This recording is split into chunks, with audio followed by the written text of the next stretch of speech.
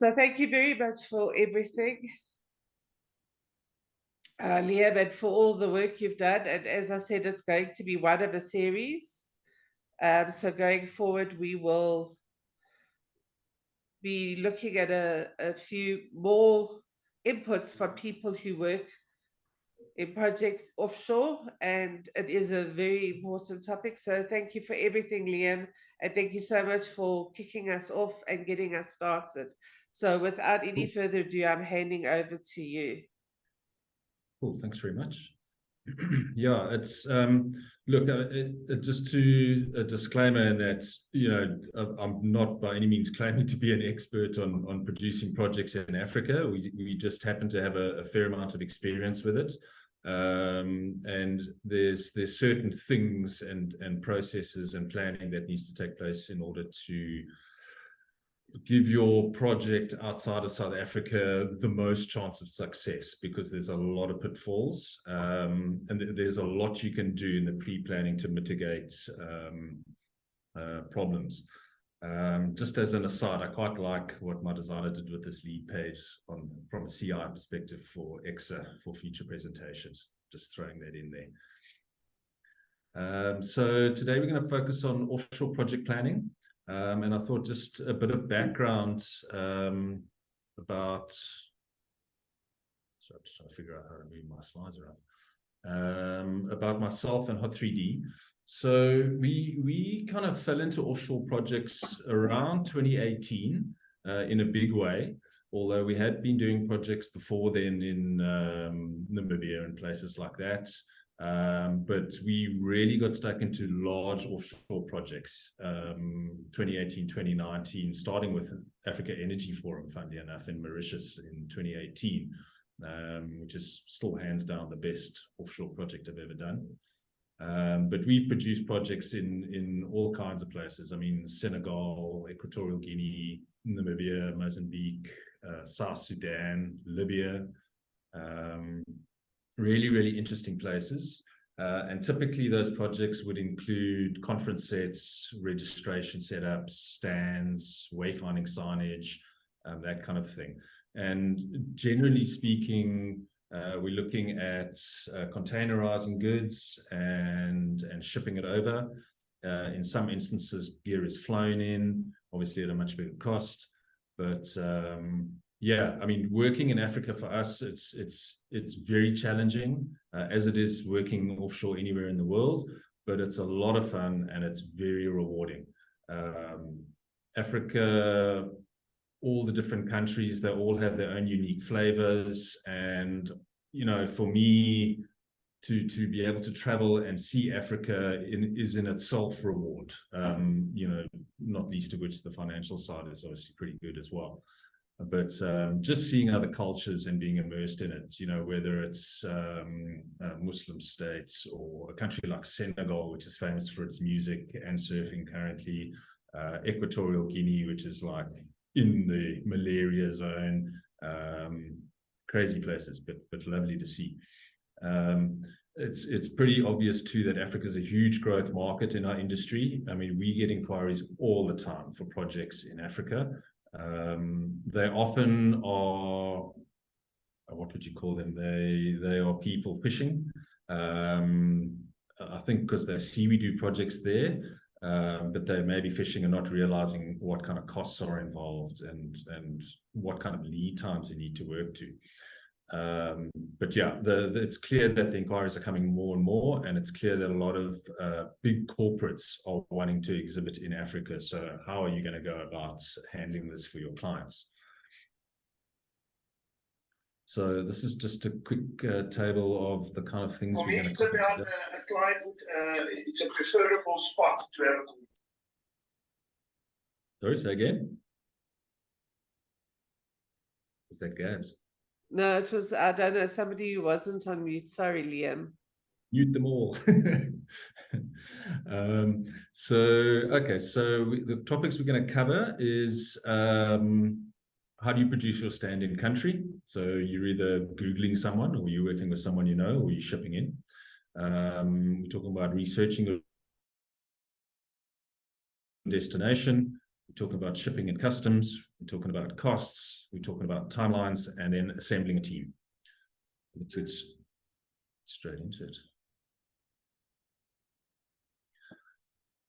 This is a photo from Equatorial Guinea.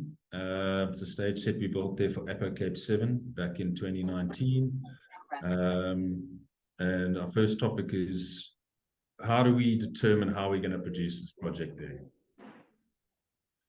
Now, the best way to produce a project offshore for me is using network partners. So that could be through the OSPI Octanol network, it could be through IFAS, it could be through someone you know at EXSA, existing partnerships, people that you trust that will produce the project, you know, on time and on spec. The other option is using unknown partners. So you've maybe done a Google search of stand builders in Kenya, and a couple of people come up, and maybe you're going to design and they're going to build. So that's option 2. And then option 3 is to ship in. And basically the questions you've got to ask are, can it be done locally in that country at a reasonable budget and quality? Can it be done locally with regards to the scale and complexity of what needs to be achieved in the time frame available? Is it less costly to ship in versus produce locally? And can it be done locally to a standard that you and your client will be used to and expect? So if the answer to all of those is no, then you probably need to be shipping in. There's a lot of corporates out there that will just not accept lower qualities. And unfortunately, the reality is in a lot of countries in Africa, South Sudan's a great example, where there's no ways they're producing any kind of highly customized stand to the quality you or your client will be used to. So you have to ship in. Just a footnote to that is, given the current climate of net zero carbon events, shipping in should be seen as the last resort. You know, other instances where you need specialized components, you know, maybe in some instances, some of it can be produced locally, some of it can be shipped in. It all depends on the parameters of the project. But, you know, we're busy with a project at the moment where we are shipping a lot of the equipment in, and it's not necessarily that it can't be produced locally at a reasonable quality, but it's because the size of the show is big. So the amount of work that needs to be produced locally is extensive. So what the organizers have done is they've gone, right, okay, Hot 3D, we're going to get you to do this, and we're doing some stands as well. And the local people are also doing some of the features and conference and stands. So there's a split up there, which is quite a good way of thinking, I think. So the first thing you're going to do when you've got a project is research your destination. And the reason I use this picture, I don't know if anyone knows who this is. This gentleman here is the president of Equatorial Guinea. So we were asked to produce a project there in 2019. Now, for those of you who don't know, about 10 years before 2019, 2009, there was an attempted coup in Equatorial Guinea, which involved a lot of South Africans. I think Margaret Thatcher's son was involved, and all kinds of people. Yeah, so, you know, we did some research and we were like, oh, do we really want to be going to this country? Like, what's their outlook on South Africans? Like, are we going to be safe going there? Or are they going to, you know, arrest us on site? So, you know, after a lot of back and forth with our client, the organizers in this instance, it actually turned out that our fears were really unwarranted. But the other thing about researching your destination is knowing what you're dealing with on the ground. So Equatorial Guinea is a democracy, but not a democracy. So you've kind of got to understand what you're dealing with on the ground, what you can and can't do. We went through multiple roadblocks in Malabo, the capital, where we had to have our passports on us.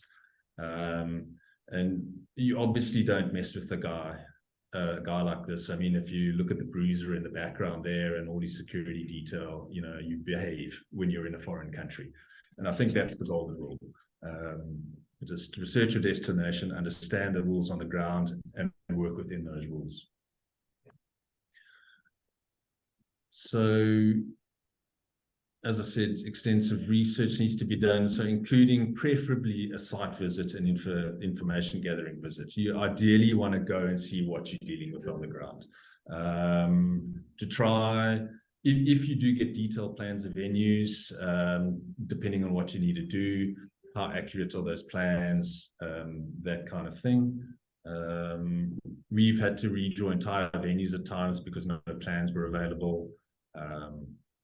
And during these site visits, what you can then do is actually research on the ground.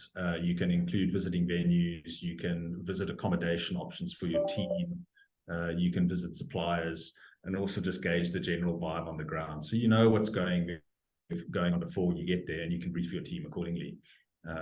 All countries differ in terms of government rules, their politics, their culture, their language, food. Food is a big thing. You'd be surprised. You know, a lot of countries you go to in Africa, unless you're in a reputable establishment, you don't eat raw salads because the salads are washed using unclean water, which means you can pick up things like hepatitis and all kinds of stuff. So, you know, these are the kind of things you need to know. Otherwise, you can end up in a lot of trouble. Access to money is a thing as well. Equatorial Guinea is notorious for not having money in their ATM. So if you can't draw money, you can't buy food and you can't buy stuff. So these are all things to look into. Also check for any travel warnings. There's currently a warning for Marburg virus in Equatorial Guinea, including in the capital city. They've had quite an outbreak there. Marburg virus is like an Ebola type virus, so you don't want to be getting it. So right as of now, someone asked me to go to Equatorial Guinea next week, I wouldn't go. So just those kind of things. Vaccination requirements, all been through COVID, we know what it's all about. Some countries will not ask to check if you're vaccinated, but if you go into the States, I believe they still do. I haven't had any issues in Africa this year. Haven't been asked at all, in fact. That said, things like yellow fever vaccinations are a requirement anywhere in Africa. That's one you have to have. Then additional research, what's the environment like? It can be very hot, it can be very cold, humid, dry. Altitude, if you're working in somewhere like Addis, it's very, very high. As someone coming from the coast, if I go there and I start working, I'm going to be out of breath a lot. Somewhere like the DRC or Equatorial Guinea, it's extremely hot and humid. If you're offloading containers, it can get to 60 degrees inside those things. They get so hot that if your shoulder touches the side of a container, you'll sear your shoulder. It's quite stunning. Also research the event organizers. Now, it's quite an important thing because is this a government sanctioned show, or is this a show that's an event organizer is putting on in the country in conjunction with a government department? If it's a government sanctioned show, it means you can normally get around things like customs clearances and things a lot easier because they will give you an exemption letter for any duties and taxes. If it's just a normal show taking place in the country, well, then you've got to start looking into how you're going to clear your cargo through the borders. And one other footnote on the research is we did a show in Angola in 2019 where we went in with a lot of fabric systems, and they had never worked with these systems before, and they thought it was great. And by the time we went back, it was in 2021, the one guy that we worked with a bit there, he had done his research, he had looked at how the fabric systems work, he had bought a whole lot of systems in, and he was starting to do fabric stands. So that comes back to upskilling the local people on the ground. And, you know, perhaps in the future, you get to a point where you don't have to ship anything in because they've upskilled now and they can produce to the quality you want. So that kind of transfer, I think, is very important as well. It's not just go in, take, and get out. You need to go in. Sure, it needs to be a successful show for you, but if you can give back to the local community, you're going to be passing on a lot more value that way. So for us, it's very, very important. Shipping and customs. Jackie and I are best friends at the moment. We're busy prepping shipping for AEF in Nairobi, packing containers tomorrow. Shipping and customs is hard work. It's not, you can't just fill a container and come up with an invoice that says custom exhibition sand, including structure, floor, lighting, and a few other lines, and put some rubbish value there and think that's going to fly. Typically speaking, you need to have a very detailed inventory of what you're sending. And I'm talking about literally down to nuts and bolts level. So your shipping inventory could be tens of pages long. I'll come back to that in a second, but there's a number of ways you can ship, and obviously sea and air are the two main methods, and that might be combined with road in some instances. So for example, our shipment to Kenya would go from our premises. It's picked up on a truck, it goes to Cape Town Harbour, gets loaded on a ship, sails up to Mombasa, gets offloaded, gets road freighted to Nairobi, and from there gets road freighted to sites. It can be a combination. The first thing on the shipping list is an ATA Con A. I don't know if anyone's ever shipped under an ATA before, but it vastly simplifies everything. What an ATA is there's a bunch of countries that that can issue that work on the ATA system. And the way it works is you develop a commercial invoice, which is generally a reasonably understated value. In South Africa, we then apply to the South African Chamber of Commerce and Industry, I think it is, SACI. And we go to them and we say, look, we're sending the shipment to an ATA country, a country that subscribes. So for example, Senegal is one. Please can we put down a bond or a deposit with you as a basically saying to customs that we're going to bring our goods back because we want our deposit back. And what that does is if you're shipping on an ATA, it means you're not going to pay any duties and taxes locally in the country you're shipping to. So it makes the process a lot easier. There's a lot of trust in ATAs. Other countries that are ATA Con A friendly are countries like Germany, I think, is one. Mauritius is another. We did AEF in 2018 on the ATA, and it just made things so fast through the customs inspections and so on. Very few problems.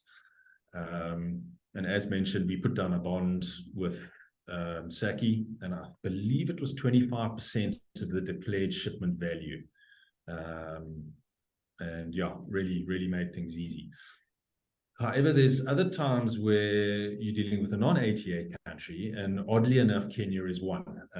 We all expected it to be an ATA country, but it's not. So what we're working on there is a temporary import. So we are having to submit our shipping list in advance of the containers leaving. Everything needs to have a serial number. And by everything, I mean every octanol upright would need to have its own serial number.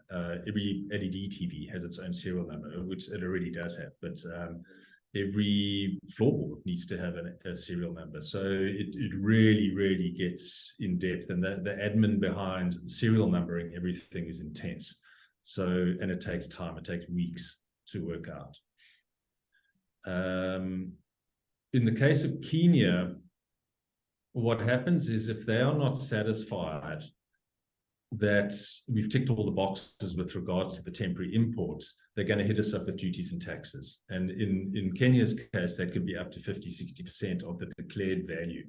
So if I've declared 200,000 Rand value in my container, I could be paying another 100 to 120K just on duties and VAT and what have you. So we really do the hoop dumping beforehand to minimize how much duties and taxes we have to pay. The other thing with the temporary import is that it is exactly that. It is temporary. So everything that goes there has to come back. You can't jippo the system and just dump everything there and not ship anything back because you're going to be figured out. So what goes there has to come back on the system. Obviously, there's a cost implication. So when you're planning a project, is it cheaper for you to ship one way to Kenya, pay the duties and taxes and discard there, or is it cheaper to ship there and ship back? Those are the kind of parameters to have a look at. Then obviously we've spoken about sea versus air freight, customs requirements. There are restrictions on what you can send as well. You can't in a shipping container ship your paint. So can you get paint to the Pantone reference that you spec'd in the country? Lithium-ion batteries you can't put in containers. You can ship the drill part of a lithium-ion drill or a cordless drill, but the battery, I believe, has to go on person on a flight. It can't go in the hold of a plane, for example. It actually has to be on you. I've just recently researched this because the rules change all the time. So tools are a thing. There's certain things you just cannot put in shipping containers because they will stall your shipment getting where it needs to go. Timelines we'll get to a little bit later. Then insurance. Your insurance is for your equipment and stock. It's unlikely to be covered outside of South Africa's borders. So can your goods be insured outside the border? And if not, you need to speak to your broker about specialist insurance for that one-off trip. Theft, disaster such as the ship sinking, you want to make sure if you're sending 6 million rands kit that you can actually get it back if sorry, go back one. Can you get it back if there's a disaster and you lose all your gear? The other thing we're busy looking into at the moment is I'm speaking to my broker about, in the event of a disaster, I need a plan B. So my plan B in this instance for Kenya would be, right, I'm going to send a team of 30 people in. They're going to be there for a month. They're going to manufacture on the ground. It's going to cost a fortune. Can I be insured to cover that cost? I don't have the final answer yet, but when I do, I will share it with the board and the industry, because it's a good piece of information to have, especially as to how expensive is that insurance going to be. Going forward, I will probably build the cost of that insurance into our quotes for offshore jobs. It is more cost to the client, but it is also reassurance that should something go wrong, then there is a plan B in place. This is just I just grabbed an example of a shipping manifest that we're currently busy with. We just to give you an idea, this is a very, very small part of a shipping manifest that's probably 30 pages long, and we've got, it's probably not the best example, but I would have worked out the total costs of the goods, the total cost to the clients, and then we've taken a 10% value across the board of all items as our declared amount. You'll see on the left here, we've got a whole lot of serial numbers being added. This is an incomplete list. Items like graphics, we will probably fly in with, they won't make the container. So like I said, this is an outdated version, but you can kind of see the detailing. Where we've got octanorm structures, it's been broken down into all the components, fabric frames, hooks to mount the frames to octanorm, etc. Long arm spotlights and so on. Costs. Africa is typically, they've all got their own currencies. You got Central African franc and kwaches and all kinds of things. But if you're doing business in a country in Africa, you're generally paying in dollars, or they will quote you in dollars. It's very expensive working in Africa. It's at least double the price to build a stand somewhere in Africa than it is in South Africa. And even though shipping is expensive, we're still finding that it's less costly to ship in everything and bring it back than it is to build in country. And you're getting the quality you're used to. On AEF, what we're finding is that if for a stand that we're building in South Africa, we're finding that it's about 2.5 times more costly than a locally built SA stand if we're shipping it into a country and back. So take what you charge in South Africa and multiply by 2.5, give or take. It depends on what you're building. If it's a highly customized stand, it's going to be more, but those are the kind of numbers you're looking at. One 40-foot container with all costs included is in the region of about $30,000 at the moment for a return trip to Kenya. That does kind of factor that there will be some duties and taxes, but that's typically a cost for pickup at your premises and drop on site. Air freights, we've worked out a few air freight numbers for a 1.2 ton, roughly 7 cubic meters worth of equipment. You're looking on air freight at about $5,200 one way. So again, pretty eye-watering. On air freight, you also have some size restrictions. You're generally limited to a pallet of, I think it's 3 meters in length. So how you're designing your stand, you need to work within the parameters so that what you're wanting to fly actually fits on the plane. Different airlines have different size planes as well. So some holds can hold a pallet that's 3.1, some can hold 2.9. So you've actually got to research who you're flying in order to determine how you're going to manufacture your stand. I'm going to put a big graphic and a small. Someone not on mute there. Oh, sorted. And as always with air freight, there may be cheaper options, but just check that they are covering all the bases. So does it include the truck to come and pick up with a side loader at your premises? Does it include dropping the demurrage cost, which is the rental cost of the container?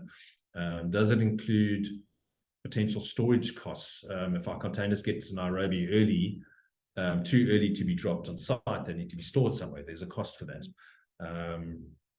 So yeah, there's a long list of stuff like that, and I'm pretty sure I can rope Jackie into making us a list of things to check. Certain freight forwarders, there's a lot of very unscrupulous freight forwarders out there, so just be careful what people are promising you, and that they understand what it is you're trying to achieve and what it is you're actually shipping. Then buying versus renting containers. For this Nairobi job, we actually bought 2 40-footers. We've done it in the past, and the reason we bought them is A, we can use them when they get back for storage, but B, it means we're not renting those containers for the duration of the shipment. If you are renting containers, it's duration based, so you're going to pay per day. So from when they pick it up or when they drop it on site for loading to when it returns to your workshop for offloading, you're going to be renting that container. So I just opted to buy the 40-footers. It also helps a hell of a lot because it makes it easier to drop the containers on site. So you can actually ground them, so you can work out of them. It can be your base at wherever you're working. Whereas with rented containers, often they want you to offload and then they go away, which doesn't really give you anything to work out of. Then timelines. Just this image is a photo of CICAD, which is the conference center in Senegal, in Dakar. It's a beautiful center. I find that all the venues in Africa are really, really nice. The main ones, the ones, this one in Dakar, the one in Equatorial Guinea is also very nice. Angola's got some nice venues, Mozambique as well. But this one in particular was very, very, very nice. Timelines. So when working out our timelines, we look at it in 2 parts. So you've got your structural items, including furnishings and lighting and that kind of thing, Octanorm, custom-made structures, that kind of thing, versus graphics. And by graphics, I'm typically meaning fabric prints. The thing with offshore jobs is you have to ship well ahead of the show.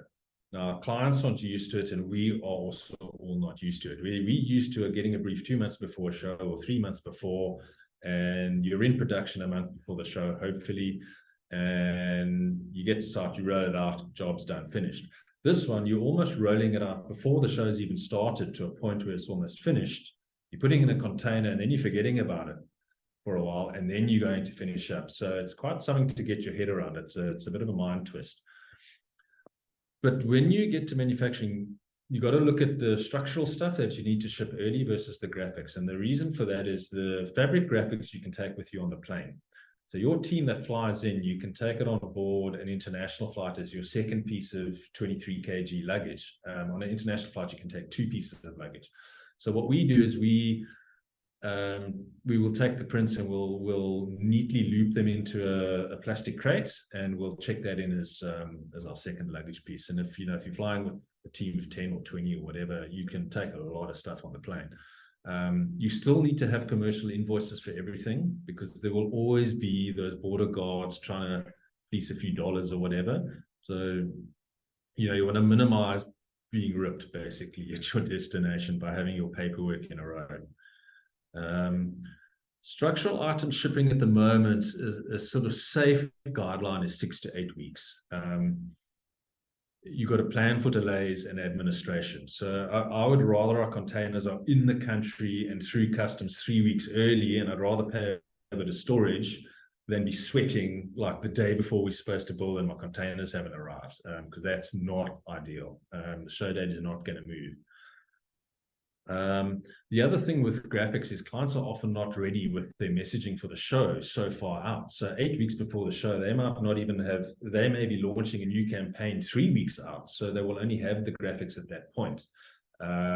So taking the graphics with you on the plane does make, it just gives everyone a bit more time to get things right.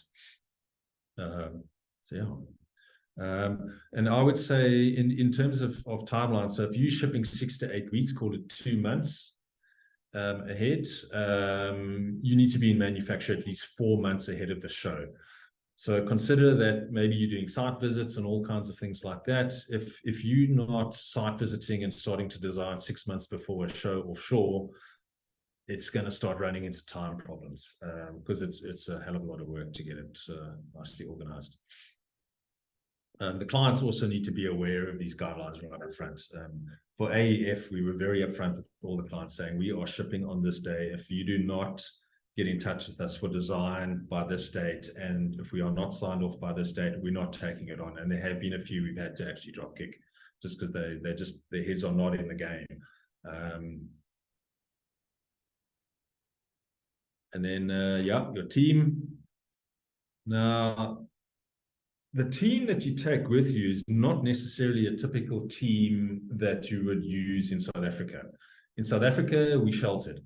Our workshops are nearby, our homes are nearby, our families nearby.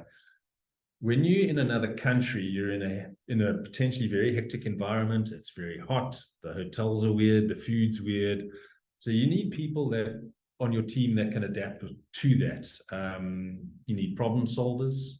You need critical thinkers.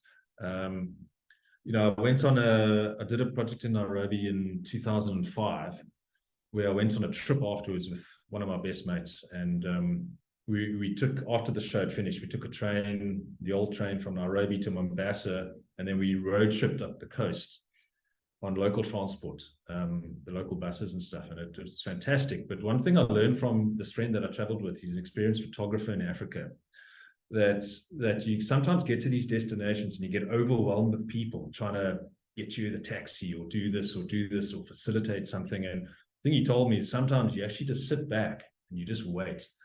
10-15 minutes later, when people realize they're not going to fleece you for anything, they disappear, and then you can start operating. So you need people that think like that kind of know in a touchy situation what to do.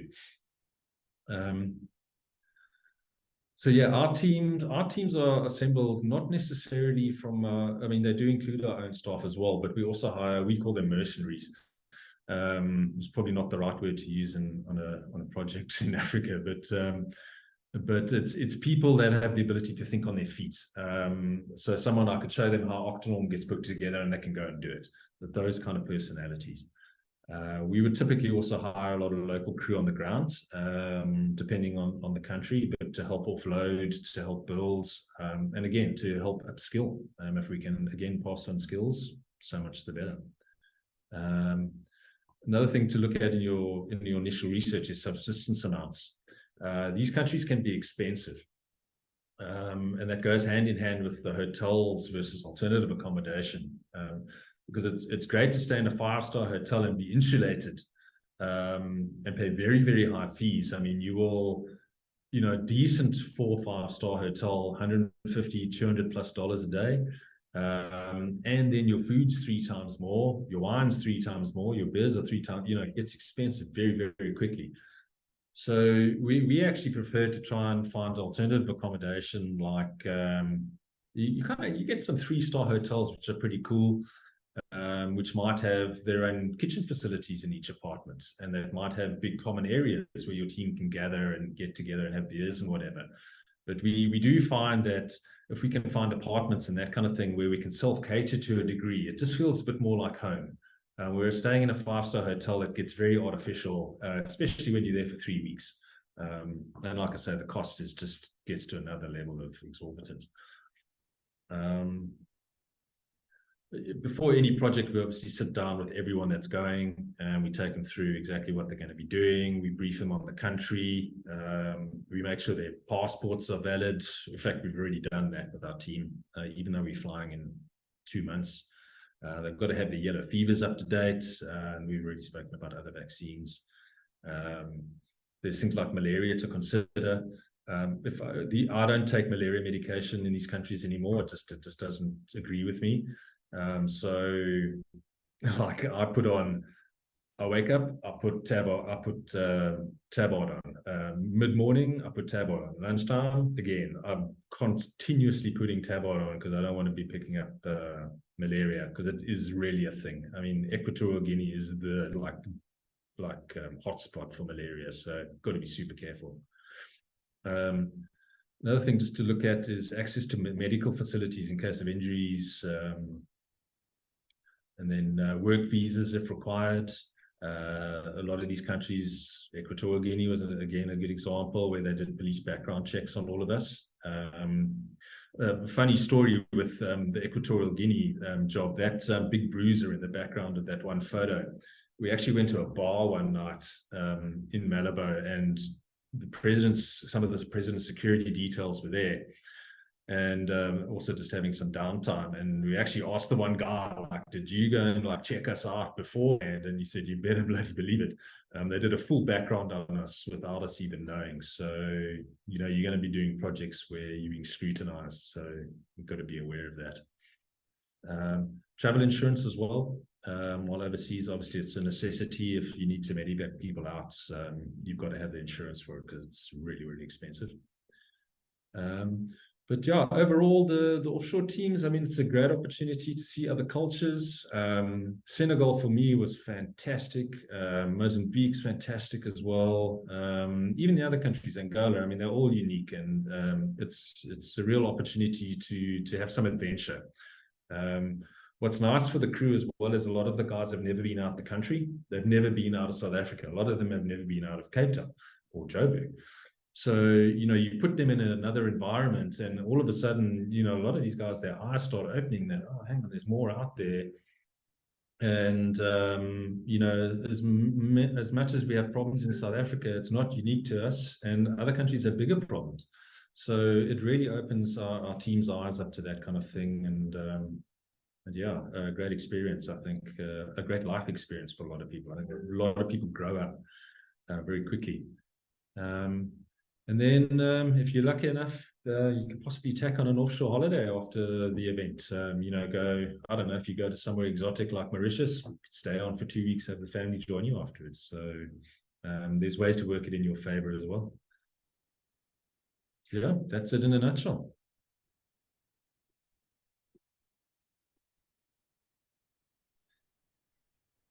Thanks so much, Liam. I'm going to open the floor now to questions. I'm sure lots of you have got.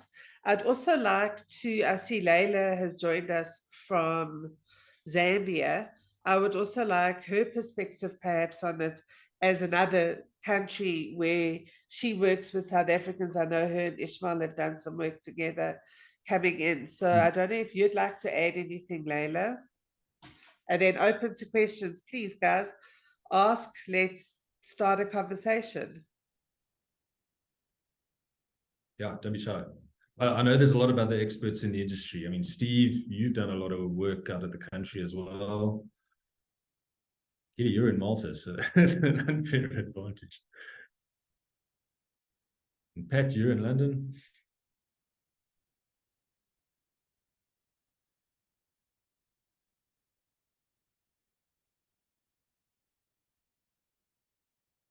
Jackie, I see you made some notes in the side column here.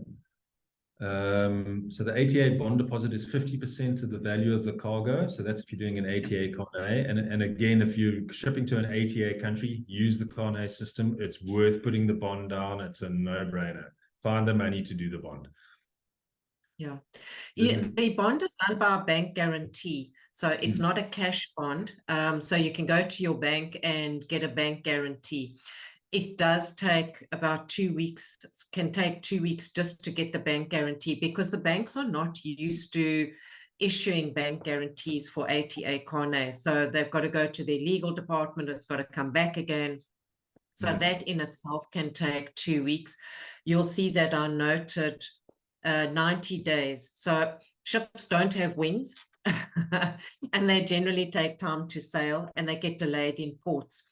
So Safmarine, Maersk Line generally are A-class shipping lines. So they generally will go into a port first before any other shipping line. So whoever pays the highest dues will get into berth first, and they do pay the highest cargo dues going into a port. So you generally, if you're packing out of Joburg, you've got to pack 10 days out of Joburg to catch the vessel in Durban. I seriously would avoid rail out of City Deep because the trains used to move in order. They don't move in order anymore. And if there's a problem on the rail line, it's going to miss that ship. So I really would not. It is more expensive to truck down to Durban, but I would really rather truck down to Durban than put it on a rail, and then you're going to need bottles of Valium. And then your sailing times can be 30 to 60 days, depending on where it's going. And often you'll think that, say, a port like Jebel Ali, which is Dubai, will be a quick port to transship.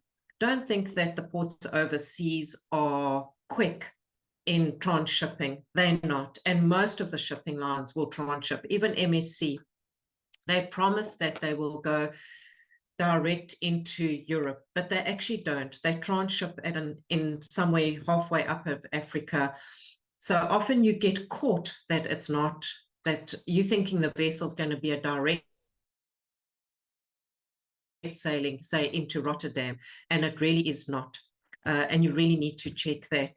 Sometimes we've got to put pressure, or we go online and we check with Marine Traffic. So there's a shipping site, a website called Marine Traffic, and they will definitely on there, they track the ships from exactly where they're going to go from port to port. And that's often how we will double check to see if the shipping lines really are going to be going to that port.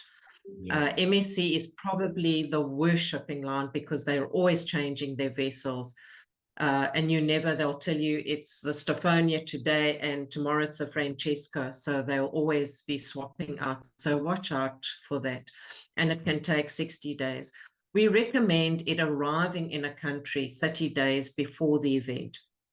And it is, again, because of the complexity of the customs procedures in those countries. As Liam said, you've got to get it in early. And if somebody tells you that this is the documentation, there are no shortcuts.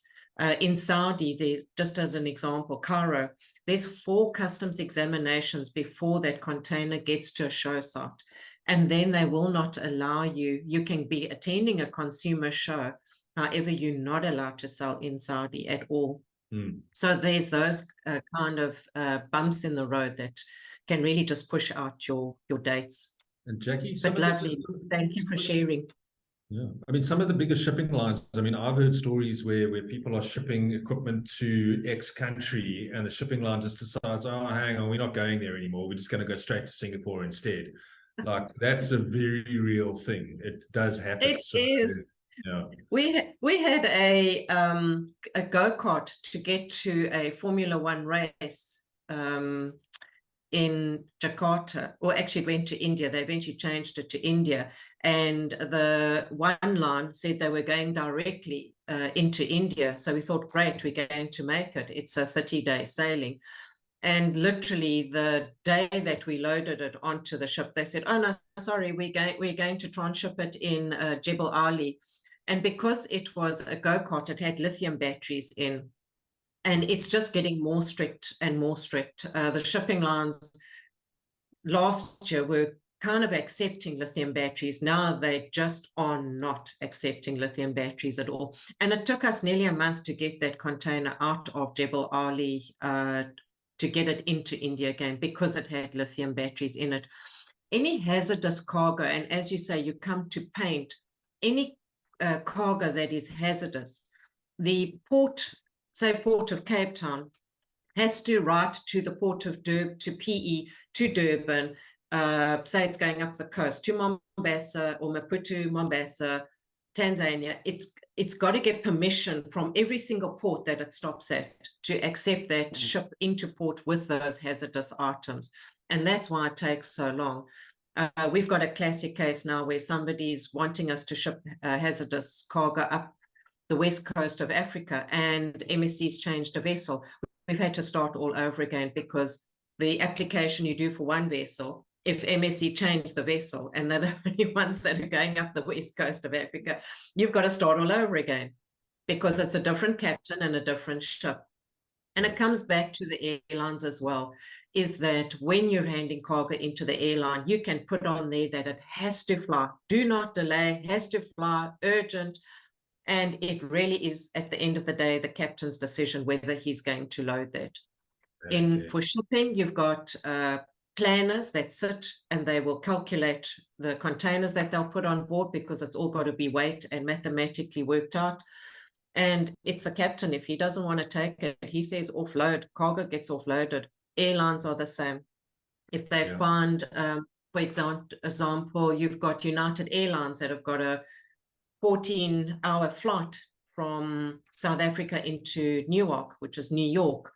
It's a long-haul flight. The airline has the capacity to take the cargo, but if your passenger and your luggage weight is overweight, he's going to be throwing off luggage. So half that luggage actually gets left behind, and it will go via a Lufthansa into New York, and then he will take whatever he can. So cargo is last. They will not take cargo. They'll look at the passengers, they'll look at the actual baggage, and then they'll look at the cargo. So for United Airlines, we've been told it's a passenger airline, and it's passengers and luggage first, and then they'll take cargo. SAA is exactly the same. They're a passenger airline.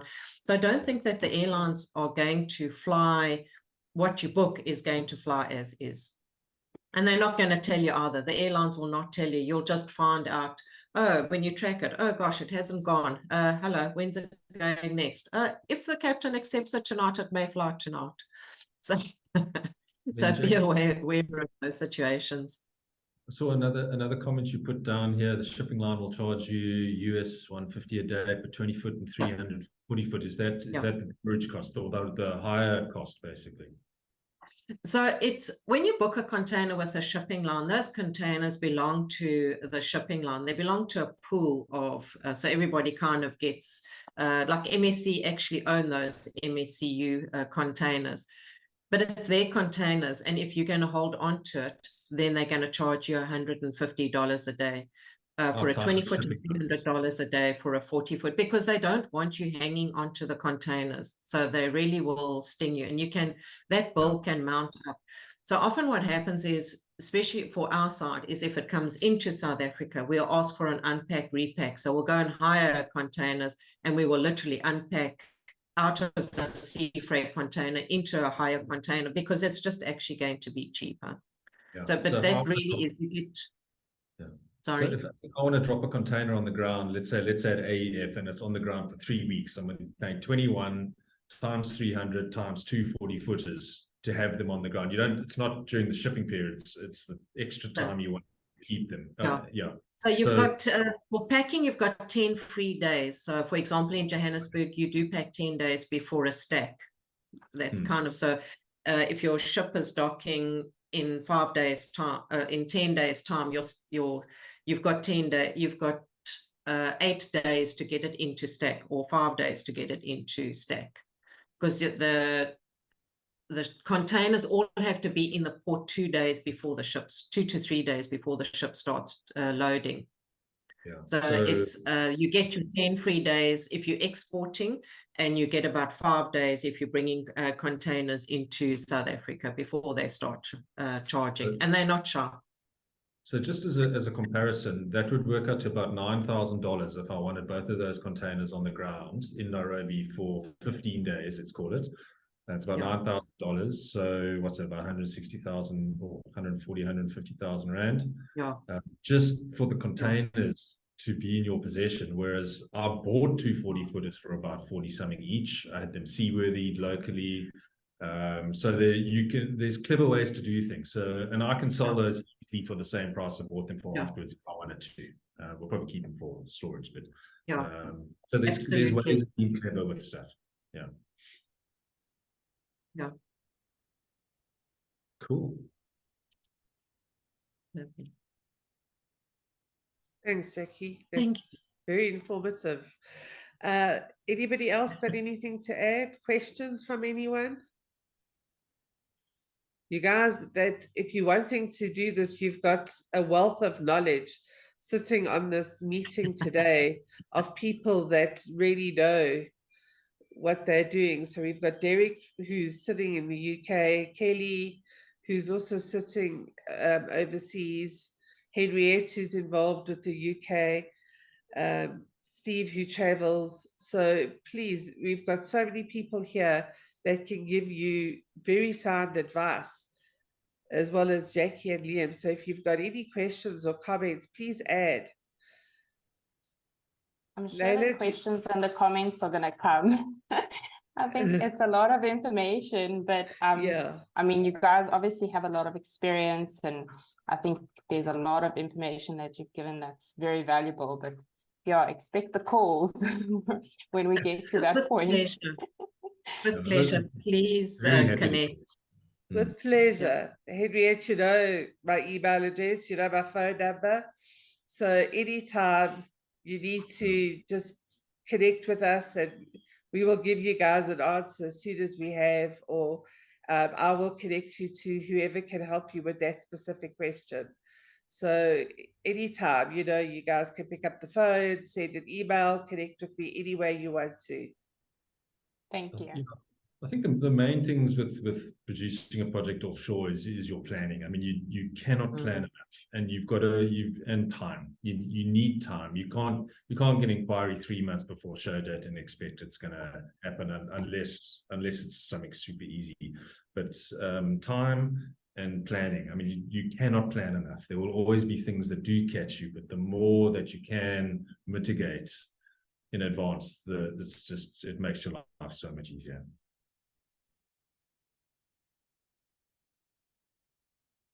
Cool. Is that it? Is that it? No more questions or comments? Leila, anything from you? You said you'd come in later. Does that mean now, before we close up?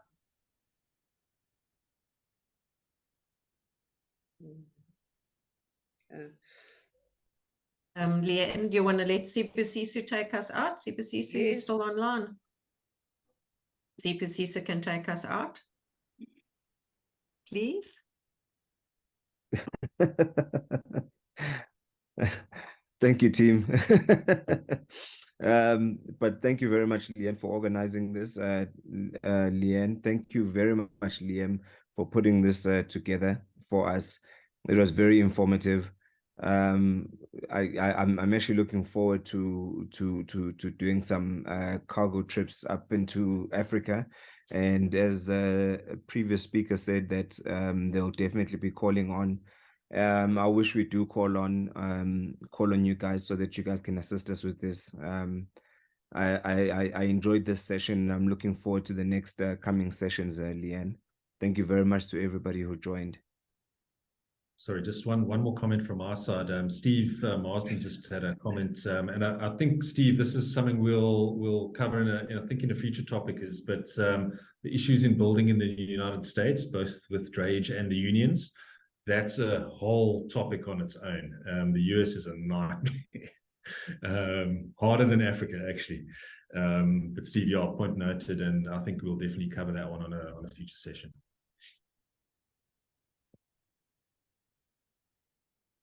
Thank you very much. Thank you to everybody. Thanks, Steve. Have a good day, everyone. But thank you very much again, and I open the invitation to all our members. As I said, we have kept this exclusively member-based because it's for your benefit that you will get to learn how to do offshore projects, etc., and especially for those startup companies who are wanting to grow. This is a perfect platform for you to grow yourselves. So we will carry on. If you want to get involved, please let us know. If you want to be involved in our series going forward, where we'll do a couple of TED Talks. This will go onto our YouTube channel and to our websites as well, the recording of today. So you can go back, Henriette, if you want to use it for future reference. And it is a lot of information to take in, but the information is there. And again, a huge thanks to you, Liam, for all the work you put in, for all the effort you took. And I love your presentation graphics. It's very, very nice. It all matches everything. It's beautiful. Thank you very much. And Zolani has asked if we can cover importing at some stage. Yes, with pleasure, we can do that. Send your comments to me, your needs, and we will try and accommodate you all as best we can. And thank you for taking the time to attend. I will share our social handles, Sabu, Sisu, and I will put it on the group as soon as it's up everywhere. I'll put it where we can all access it. But thank you. I know you've all had problems with load shedding. Some of you have been in and out and all over the show because you haven't got electricity. It's a bane of our existence, but all the best of luck with that. With 9 hours a day without electricity. And thank you so much for being with us, even though you don't have electricity. Same as me. Thank heavens for cell phones and all the rest. So all of us are in the same boat. But thank you to everybody. Any parting comments from you, Liam? No, I think I've talked enough. I could go on for hours about this kind of stuff, so I'm just going to zip it now. Your experience is invaluable to all of us. So thank you again for sharing. Thanks, guys. Have a great day. Keep warm. Keep safe. Bye. Enjoy the darkness.